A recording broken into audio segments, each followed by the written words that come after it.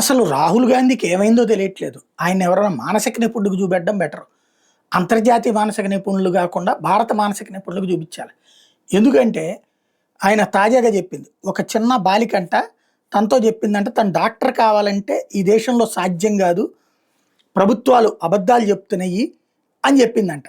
ఎందుకు అంటే backward caste కాబట్టి తను డాక్టర్ అవ్వలేకపోతుందని. మరి బుద్ధుందా? బుర్రుందా? మనిషా? లేకపోతే అన్నం తింటున్నాడో, అశుద్ధం తింటున్నాడో అర్థం కాలేదు. ఎందుకంటే బీసీ, ఎస్సీ, ఎస్టీలకు రిజర్వేషన్ లేవా వ్యవస్థలో? సీట్లు రావట్లేదా దాని ప్రాతిపదికన? మరి బీసీ డాక్టర్ కాలేకపోవడం ఏంటి?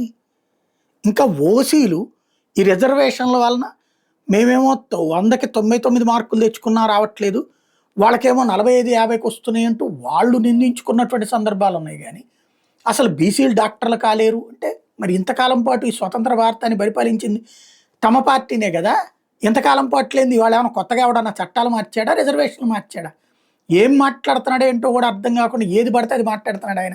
అంటే టోటల్గా ఒక మనుషుల మధ్యన విభజన రేఖలు, కుల విభజన రేఖలు తెచ్చి ఒకళ్ళకి మధ్యన ఘర్షణ వాతావరణం సృష్టించే కుట్రలు చేస్తున్న విషయం స్పష్టంగా కనబడుతుంది.